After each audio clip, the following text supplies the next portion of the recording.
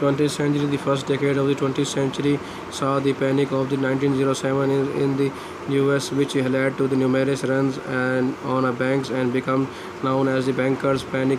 Great Depression crowd at New York's American Union Bank during a bank run early in the Great Depression.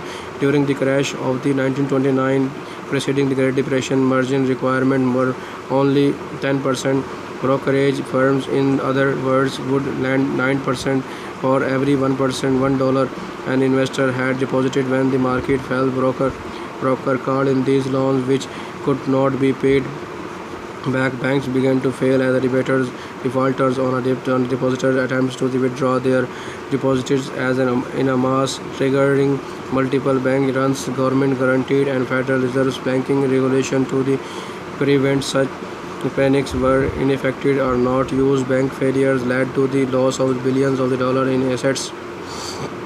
Outstanding debts becomes heavier because prices and income fell by 22 to 50%, but the debt remained at the same dollar amount after the panic of the 2029. During the first 10 months of the 1930, 744 U.S. banks failed. By April 1933, around $7 billion in deposits had been frozen in failed banks or those left unlicensed after the March bank holiday.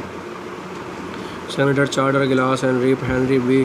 Stegall, 1933 bank failure snowballed as a desperate bankers called in loan that the borrowers did not have time or money to repay, with future profit looking poor and capital investment and construction slowed or completely ceased. In the face of bad loans and the worsening future perspectives, the surveying banks become even more conservative in their lending. Banks built up their capital reserves for made fewer loans. With the intensified deflationary pressure, a vicious cycle developed and the downward spiral accelerated. In all, over 9,000 banks failed during the 1930s.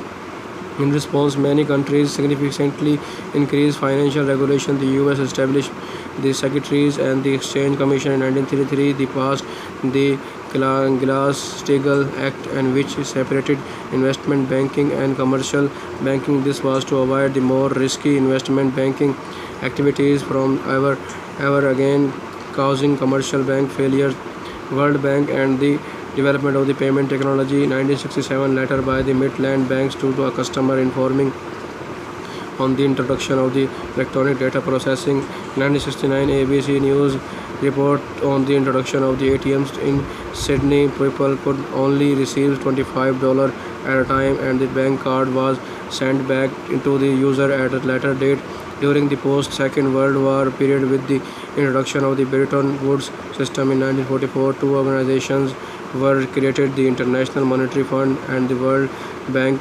Encouraged by these institutions, commercial banks started to lend the sovereign state in the Third World. This was at the same time as inflation started to rise in the West. The gold standard was eventually abandoned in 1971, and a number of the bankers were caught out of the become bankrupt due to the Third World country debt defaults. This was also a time of the increasing use of technology in retail banking. In 1959, banking agreed on a standard for machine-readable charters that was patented in the United States for use with the check, which led to the first automated reader short machine. In the 1960s, the first automated teller machine or the cash machine were developed, and first machines started to appear by the end of the decade. Banks started to become the heavy investors in the computer technology and to automate much of the manual processing, which began a shift by banks from the large clerical staff to new automated system. By the 1970s, the first payment system started to develop that would lead to electronic payment system for both international and domestic payments. The International Swift Payment Network was established in 1973, and domestic payments systems were developed around the world by banks working together with the payments